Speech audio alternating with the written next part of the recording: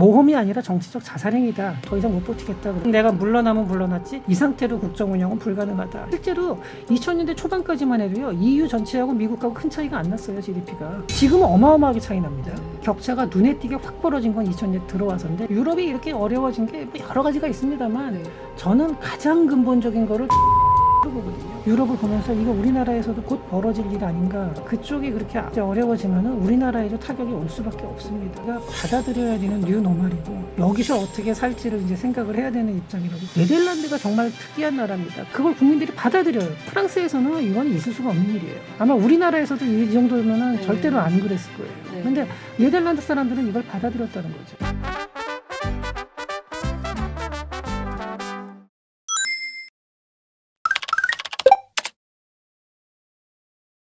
사실 최근에 프랑스 총리가 누구냐라고 하면 대답할 수 있는 사람 한국에 한 10명도 안 될 것 같아요.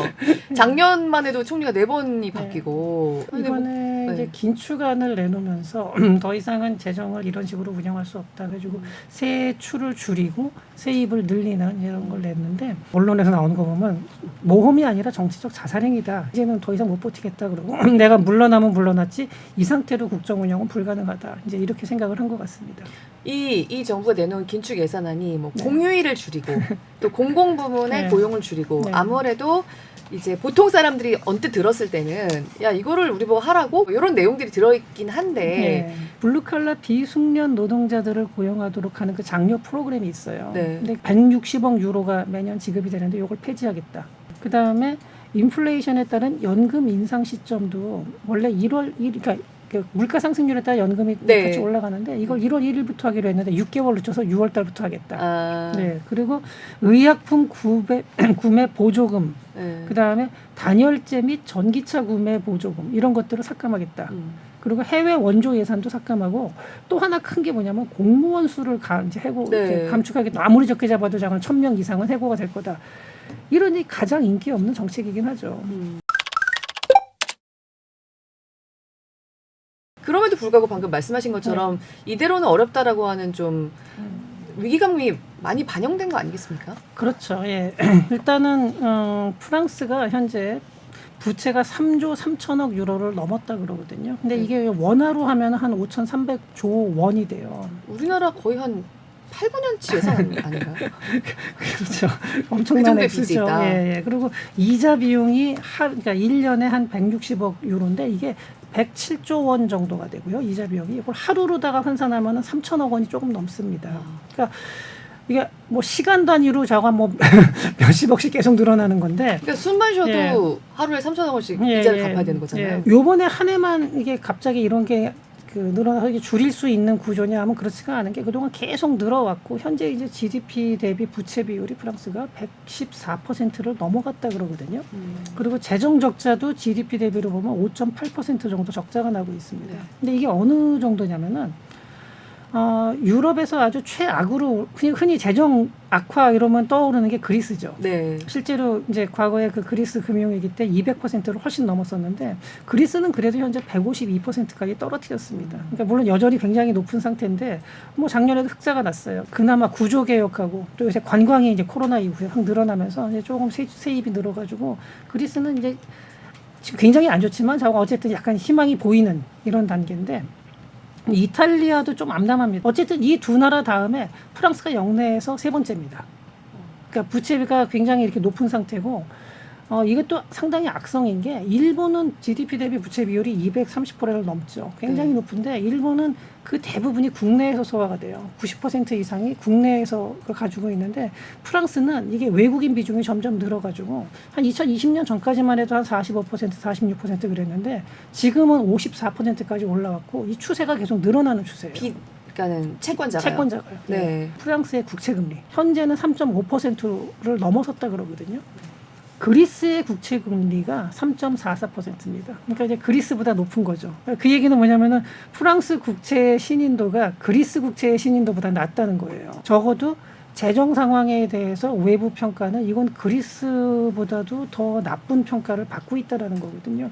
그러니까 이 정도가 되니까 그러면은 개혁을 해서 뭔가 구조를 바꿔서 줄여나가야 되는데 그럴 가능성이 보이냐면 별로 안 그렇다는 거예요. 2024년 11월에 조사한 건데 프랑스인의 49%가 한 달 생활비가 바닥날까 걱정한다. 뭐 이렇게 응답을 했고 심리적인 거니까 네. 뭐 그럴 수도 뭐 나올 수도 있다 치는데 식량 구입을 위해 자선단체에 의지해야 할 수도 있다라고 답한 사람이 21%. 그리고 여성의 33%가 메이크업 제품을 줄이고 있다. 그리고 27%는 염색을 안 한다. 그동안 하던. 이렇게 얘기를 했어요. 프랑스 사람들이 요새 샴푸를 짤 때 짜는 그 액이 좀 줄었다 그러는데 아니 그거 얼마 된다고. 그다음에 비누도 좀 덜 쓴다. 뭐 이런 얘기를 하고는 있습니다. 그런데 이 정도로 실생활에서도 이제 좀 불안감을 느낄 정도가 된 거죠. 이 정도의 어떤 경제 불안감은 역시 코로나 이유인가요? 코로나 직후만 해도 이 정도는 아니었어요. 근데 이제 코로나 직후에 전 세계가 다 그 돈을 많이 풀었죠. 경기 부양한다고. 근데 이게 유동성이 엄청나게 풀리면서 물가 상승이 엄청나게 높아졌어요. 네. 그래서 물가가 많이 올라갔는데 그렇다고 해서 소득은 또 그렇게 그만큼 올라가지 못하면서 실질 소득이 전체적으로 감소하면서 2020년대에 들어와서 이게 서서히 나타나기 시작을 했는데 유럽 쪽은 특히 더 심한 게 러시아 우크라이나 전쟁이 치명타가 됐죠. 네. 그래서 에너지 비용이 엄청나게 올라갔고 또 하나는 그 상황에서 사람들이 이런 게 있어요. 내가 당장 돈이 뭐 집에 쓸 돈이 여윳돈이 1,000만 원이 있다 그러면은 이 1,000만 원을 쓰지 않더라도 약간 여유감을 느껴요. 네. 근데 이게 이제 줄어들기 시작하고 줄어들 수 있다라는 불안감. 이게 뭐냐면요. 지금 러시아 우크라이나 전쟁이 터지면서 프랑스에서 국방비를 늘려야 된다라는 거. 이거는 어떤 당위이기 때문에 사람들이 여기에 대한 반대가 별로 없거든요. 그런데 그러면 현재 들어오는 복지비가 줄어드는 거 아니야? 이렇게 되는 거죠. 네. 그러다 보니까 사람들의 불안감이 굉장히 커진 거예요. 프랑스 사람들도 주식 투자 많이 할 거 아니에요. 네. 그런데 내가 가지고 있는 주식 잔고가 내려간다. 이런 소비를 덜 하게 되죠. 당연히. 그러니까 네. 점점 이제 프랑스가 이런 불안감이 점점 가중되고 있는 상황이라고 보면 됩니다. 저는 가장 근본적인 거를 디지털 전환의 실패로 보거든요. 모든 나라가 다 그래요. 유럽에서. 지금 기업을 보면요. 미국에서 매그니피선트 세븐 그래가지고 나오는 기업들 중에 마이크로소프트는 우리가 딱 보면 거긴 좀 오래된 올드 기업인데 이렇게 생각하죠. 네. 그 70년대, 80년대에 큰 기업이잖아요. 네. 만들어진 건 조금 전이지만 90년대에 들어와서 폭발적으로 성장을 한 기업이잖아요. 네. 이게. 근데 지금 유럽에서 90년대에 들어와서 폭발적으로 성장한 기업이 몇 개이나 보면요. 정말 드물어요. 그러니까 AI 공급망에서 유럽 나라들 중에 거론되는 건 딱 네덜란드 ASML 정도잖아요. 그렇죠. 네. 꽤 있긴 있어요. 뭐 아스트라제네카라든지 바이오 쪽에. 그다음에 ASML도 좀 최근에 들어서 네. 굉장히 커졌죠. 유럽의 대표적인 기업 벤츠, 루이비통. 네? 그다음에 에르메스. 네. 프랑스의 시총 1위가 루이비통입니다. 네. 그다음 에르메스도 10위 안에 들고요. 독일에서도 IT 관련된 게 SAP라는 회사가 있죠. 네. 근데 그거 굉장히 오래된 기업이에요. 네. 그다음에 첨단 바이오라고 그런 게 나오는 게 화학회사 나오는 게 바스프, 바이엘 이거 19세기에 만들어진 회사들이에요. 덴마크 노보노디스크가 그게 그래도 최근에 좀 네네, 성장을 네, 했죠. 네, 네, 네. 그러니까 그런 몇 개가 있는 거거든요. 그러니까 전반적으로 그 기업들이 지금 미국은 90년대에 폭발적으로 성장한 기업도 굉장히 올드한데 이렇게 나오는데 유럽은 90년대에 그렇게 폭발적으로 성장한 기업도 손에 꼽을 정도예요. 그러니까 이런 정도니까 이 새로운 트렌드에서 밀리는 거예요. 실제로 2000년대 초반까지만 해도요. EU 전체하고 미국하고 큰 차이가 안 났어요. GDP가. 근데 지금은 어마어마하게 차이 납니다. 네. 그러니까 이거는 뭐냐면은 2000년대에 들어와서 그 전에도 물론 이제 미국이 여러 가지 면에서 좀 앞서 있다 이런 얘기들이 있긴 했지만 이 격차가 눈에 띄게 확 벌어진 건 2000년대 들어와서인데 이거 그 디지털 전환의 실패가 가장 근본적인 거고 그럼 왜 실패했냐도 살펴봐야 되는데 네. 역시 그 실패 원인이 물론 다양합니다. 기존에 있는 공급망이 너무 강했고 여러 가지가 보수적으로 운영하고 독일 같은 경우도 약간 일본 비슷하게 좀 옛날식을 쫓아가고 약간 이런 것들이 강했던 것도 있는데 또 하나는 이 전환을 하는데 사회적 저항이 엄청나게 강했어요. 새로운 기술이 들어오고 신기술이 들어와서 어떤 IT를 접목한 것이 무언가 나타난다 그러면은요 그거를 갖다가 사회적으로 저항을 엄청나게 많이 해요. 이게 유럽에서는 미국보다 훨씬 강했어요. 규제가 기본적으로 미국하고 유럽하고 어느 쪽이 강하냐는 거죠. 개인정보 보호부터 시작해서 여러 가지 문제에서 미국은 철저하게 네거티브 규제 시스템이거든요. 네네. 해보고 안 되면은 안 된 걸 강하게 처벌하는 식이고 그쵸. 유럽은 원천적으로 보호하는데 그게 정말로 보호를 위한 거냐 아니면 누구를 위한 보호냐 소비자를 위한 보호인 건지 아니면은 기존에 있는 이해 집단을 위한 건지 이거 한번 깊게 생각을 해봐야 돼요. 물론 제가 얘기하는 게 100%다 이렇다는 건 아닙니다만 네, 그럼. 이러한 요인 이러한 분위기가 상당히 있다라는 거는 부정하기 어려운 거예요. 네. 그러니까 지금도 그래요. 유럽하고 미국하고 보면요 규제가 유럽이 훨씬 더 강하거든요. 모든 네. 면에서. 그러니까 이런 것들이 나오는데 여기서도 계속 우리가 좀 한번 좀 반면교사를. 반면교사로 삼아야 되는 게 뭐 여러 가지 규제들에 있어서 과연 우리는 어떤지 우리가 IT도 발전해 있고 의대에 그렇게 좋은 학생들이 2000년대 초반부터 우르르 몰려와서 지금 의료 서비스 쪽, 의료 기술 쪽에서 그렇게 발전해 있는데 스마트 헬스가 우리가 발전했는지 한번 생각해 보시죠. 바이오 쪽의 성과가 그만큼 나는 건지 한번 생각을 해보시면요. 사실 2000년대 초반 이후로 우리나라에도 굉장히 큰 IT 대기업들이 많잖아요.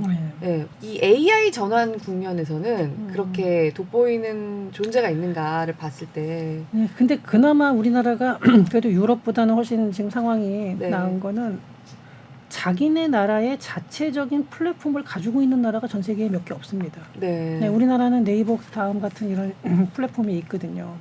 가지고 있는 나라 거의 없어요. 심지어는 일본에서도 보면은 뭐 저 라인 같은 경우 네. 우리가 네이버. 예, 상당히 네. 들어가 있고. 네. 예. 근데 그런 식인데, 그러니까 이런 거 보면 우리가 아직까지는 완전히 기회를 잃은 건 아닌데 여기서 이제 잘 해야죠. 프랑스 사례를 보면서 반면교사를 삼아야 될 것 같아요. 독일도 경기가 침체된다. 또 영국도 지금 굉장히 재정이 안 좋은 그런 상황이고 진짜로 잘 되는 나라 안 되는 나라 다 봐야 되고 그게 우리나라한테는 나타나고 있는 게 아닌지 이건 반드시 봐야 됩니다. 그래서 저는 유럽을 보면서 이거 우리나라에서도 곧 벌어질 일 아닌가. 그리고 적어도 내 자식 세대한테는 지금보다 좋은 세상을 물려줘야지 후세대한테 짐을 지우는 세대가 되지는 말아야 될 텐데 지금 좀 그쪽으로 가는 게 아닌가 하는 불안감이 좀 많이 들고 있습니다. 극우라고 하는 르펜 같은 사람도 복지를 늘리자 그러고 있거든요. 그러니까 극우라는 게 어떤 이민자 정책에 있어서 굉장히 강한 내셔널리즘을 보여주는 거, 그러니까 민족주의 성향을 보여주는 거지. 경제 정책에 있어서 보면은 전부 다 오히려 진보 성향이에요. 경제 정책만 놓고 일단은 보면 좀 주자. 예. 근데 가장 큰 이유가 뭐냐면요. 이렇게까지 가는 게 어느 당도 그 머저리티가 안 돼요. 이번에 지금 현재 집권 여당의 의석수가 30%가 안 됩니다. 네. 그러니까 어느 당도 그리고 앞으로도 계속 이런 구도가 가요. 여러 당들이 흩어져 가지고 머저리티 당이 없는 상태가 되거든요. 이렇게 되다 보면은 이걸 뭐 헝 팔러먼트 그래가지고 비어 있는 국회 뭐 이렇게 얘기를 하는데, 그러니까 헤게모니가 없죠. 이렇게 되면요, 다 파퓰리즘으로 가게 돼요.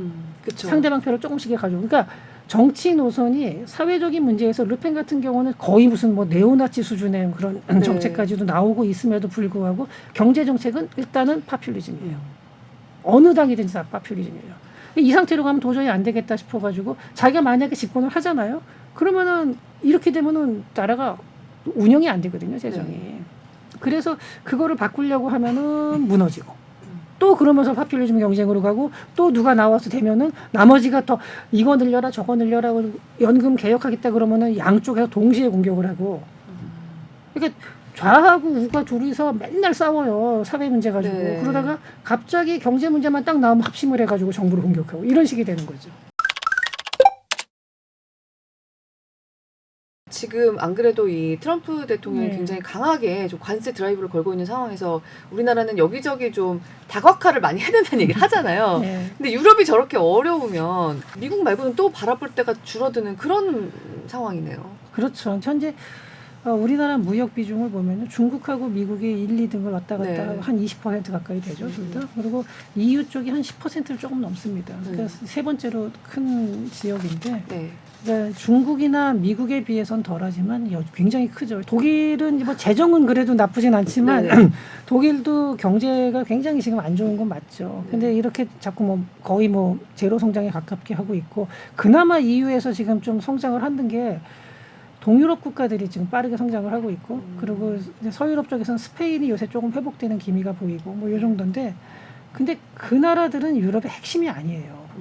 EU에서 예, 경제 비중이 크고 아주 핵심적 EU를 끌고 나가야 되는 국가들이 그 나라들이 아닌데 그쪽이 그렇게 이제 어려워지면은 우리나라에도 타격이 올 수밖에 없습니다.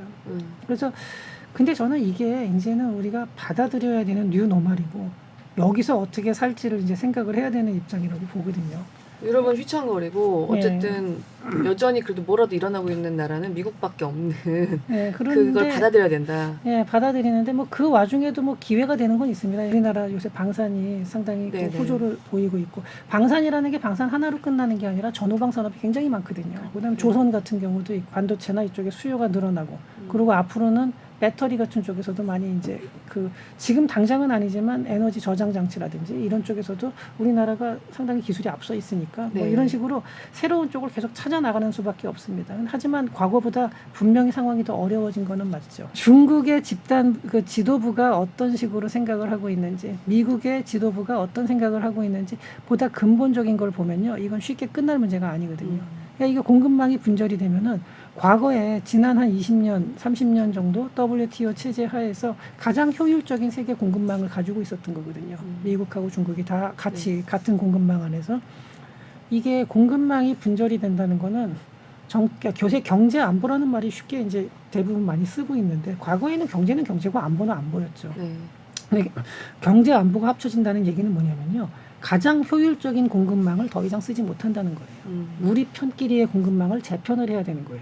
그럼 그거는 기존에 있던 가장 효율적인 공급망보다는 조금은 비효율성이 높아지는 거죠. 대신에 더 안전한 쪽으로 가는 거거든요.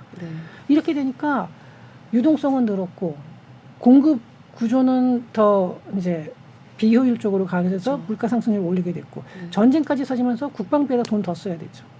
이렇게 되면서 그만큼 그러면 소득이 늘 만한 획기적인 생산성 개선이 있었냐? 그건 없어요. 그러니 이렇게 되니까 지금 전 세계적으로 경기가 다들 안 좋고 더 어려움을 느끼고 불안감을 더 느낄 수밖에 없고 이게 단기적으로 끝나는 원타임 샥이 아니라는 거죠. 어디에 만약에 뭐 운석이 하나 꽝 떨어져가지고 막 이거는요, 그거 다시 못 구하면은 그 원타임으로 끝나요. 한 몇 년 안에 끝나요. 하지만 지금의 갈등 구조는 그렇게 간단하게 끝날 문제가 아닙니다. 사실 그동안 쌓였던 것들이 이제 드디어 수면 위로 드러나는 것들이 많죠. 예, 지금 그렇습니다. 이미 80년대부터도 사실 프랑스는 약간 사회주의 전통이 강했어요. 근데 그래도 그때는 사회주의가 상당히 건전한 사회주의 정당이었습니다. 미테랑 대통령 기억하시죠? 예, 그분도 지나친 파퓰리즘은 이제 자제를 하는 분이었죠. 그 당시에. 그런 식으로 갔는데 이게 이제 90년대, 2000년대 넘어오면서 점점 이제 사람들의 요구가 강해지고 여기서 문제가 뭐냐면은 복지라는 게 한 번 늘리면은 줄이기가 굉장히 힘들다는 거예요. 그러니까 아예 안 늘렸으면 모르는데 한 번 늘려놓은 걸 빼는 순간에 엄청난 반발이 와요. 그래서 이제 프랑스가 안 좋아지다가 사르코지 대통령 시절에 연금 개혁을 했죠. 그때 그 어떤 식으로 했냐면은 연금을 1년을 늦추는데 매해마다 1개월씩이죠. 그러니까 연금 수령 나이를 1년 늦추는 거를 12년 동안 하는 거예요. 그러니까 해마다 1개월씩 늦추는 식으로. 근데 그거 하고서 사르코지 대통령이 실각을 했죠. 근데 이건 다 그래요. 독일에서도 슈레더 총리가 그 연금 개혁하고서 무너졌고, 일본에서도 하시모토 정권이 연금 개혁하고 무너지고. 근데 이거는 인기가 없을 수밖에 없어요. 근데 고령화가 되면서 전 세계가 다 같이 재정이 어려워져요. 그러니까 지금의 연금 제도라는 게 사람이 한 평균 수명을 한 75세 이하에서 잡은 거거든요. 우리나라도 89년도에 연금이 처음 들어왔는데 이게 대충 한 70세에서 75세 사이에 기대 수명을 잡고서 만든 거예요.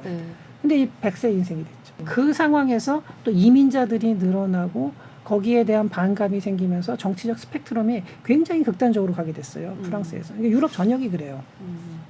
그러다 보니까 거기서 소수 정당들이 자기가 어필을 할 수 있는 거는 어떤 사회 문제에 있어서는 특정 이슈를 잡아서 한쪽 그룹을 공격하더라도 돈을 더 주겠다라는 거는 특정 그룹이 아니라 전 국민이 다 좋아한다는 거죠. 나중에 어떻게 돌아올지를 사실은 유권자들이 그 생각을 해야 되는데 유권자들도 당장 근데 내가 60세여서 이제 내년에 연금을 받겠구나. 프랑스에서 이제 과거에 그렇게 생각하고 있었는데 1년 늦춘데 그러면 나 이런 내가 그거 왜 찍어 저런 나쁜 놈들 이렇게 나오는 거죠.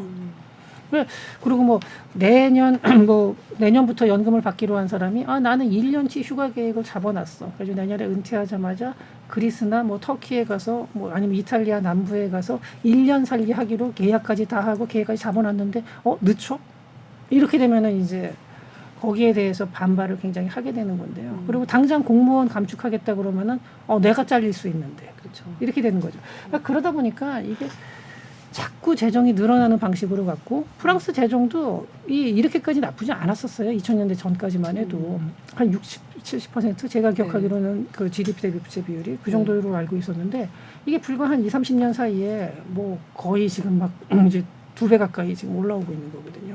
이 상황에서 그럼 이게 유지가 되겠냐는 거예요. 우리나라도 연금 개혁이 계속해서 얘기가 나오는데 그야말로 연금이라면 전 세계에서 가장 빠른 속도로 초고령화가 이루어지고 있는 우리나라가 사실 제일 걱정인 거 아닙니까? 지금은 우리나라가 그 재정이 건전한 편이에요. 숫자로 보면은 GDP 대비 부채 비율이 한 60% 되니까 지금은 이 유럽에 있는 이런 국가들, 뭐 미국도 120%. 그러니까 이런 나라들하고 비교하면 정말 우리나라는 굉장히 좋아 보이지만 현재의 인구 구조를 봤을 때는 결코 이게 먼 얘기가 아니다. 이런 경각심을 좀 가져야 될 것 같습니다. 89년에 25세면은요.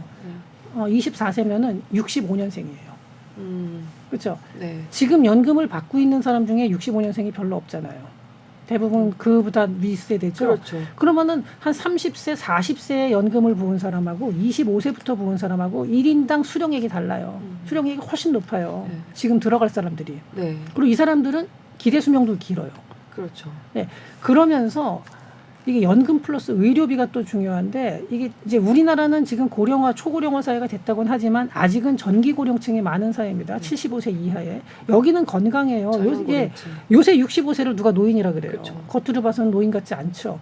하지만 75세, 80세가 넘어가면은 진짜로 이제 몸에 이상이 생기면서 의료비도 늘어나요. 그러면은 앞으로 우리나라도 의료비도 아주 빠르게 늘어날 거고 연금도 받는 사람의 숫자만 느는 게 아니라 1인당 연금 수급액까지 늘어나요. 근데 얼마 전에 연금 개혁안이라고 나온 거는 소득 이게 받는 액수를 더 늘리는 걸로 나왔잖아요. 이렇게 되면은 이게 장기적으로 젊은 세대한테 그냥 짐을 잔뜩 주는 거예요. 거시경제 슬라이드 이게 일본에서 지금 쓰고 있는 건데 일본도 도저히 버티지 못하니까 쓰고 있는 건데요. 이거 뭐냐면은 경제 성장률하고 출산율이 얼마 이하로 내려가면 이렇게 구간을 만들어요. 가지고 얼마 이하로 내려가면은 연금 지급액의 뭐 0.5%를 삭감한다든지 이런 식으로 해서 이게 슬라이드 이게 구분 칸을 만들어서 그 슬라이드에 들어가면은 얼마 삭감 이런 식으로 한다는 건데 우리나라도 진지하게 좀 고려를 해야 될 것 같아요. 근데 이거 고려하자 그러면은 정치권에서는 뭐 결사 반대를 하겠죠. 그리고 근데 0.5%라는 게 물론 뭐 이럴 수는 있어요. 100만 원을 받는 사람이 0.5%면은요. 이게 5,000원이에요. 근데 이 정도만 해도 이게 지금 연금 고갈 연도를 굉장히 많이 늦출 수 있거든요. 거시경제 슬라이드가 저성장과 출산율이잖아요. 이게 사실 우리나라에 오면 엄청나게 더 낮아질 수 있겠다는 생각은 좀 들긴 하는데요. 또 어떻게 생각하면 우리 경제가 힘든 상황으로 가고 있다는 걸 좀 다시 한번 좀 느끼게 되는 부분이기도 하고.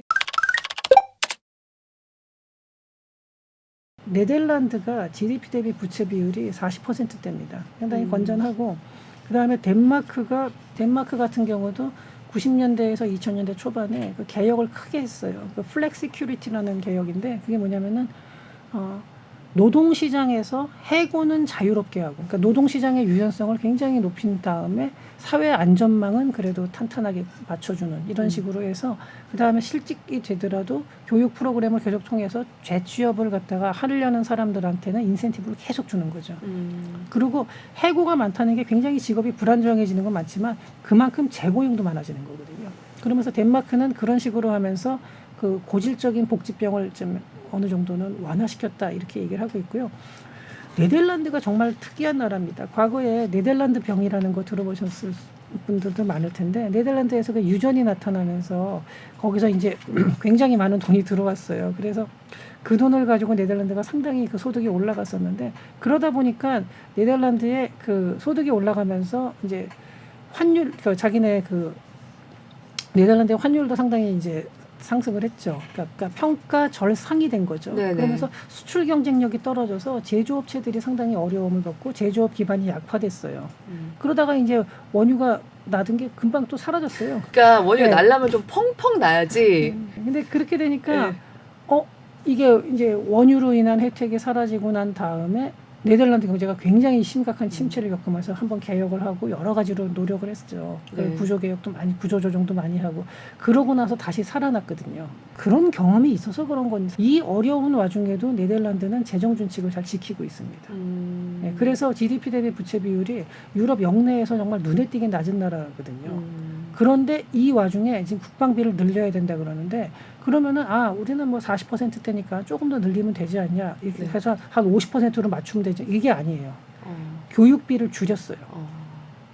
그걸 가지고서 국방비에 넣어요. 원래 네덜란드는 그 국방비의 추가한 액수가 그렇게 아주 많지는 않긴 해요. 네네. 근데 그렇다 하더라도 지금 그렇게 건전한 재정을 가지고 있음에도 불구하고 네덜란드도 물론 다른 나라보단 덜하지만 거기도 물론 저출산이라는 거는 다 유럽에 나타난 거거든요. 네. 그러니까 장기적인 거를 고려하면서 오히려 뭐 다른 프로그램을 줄이면서 다른 복지 프로그램을 줄이면서 그걸 맞춰 나가고 있거든요. 그러니까 이런 걸 보면은 근데 그걸 국민들이 받아들여요 또.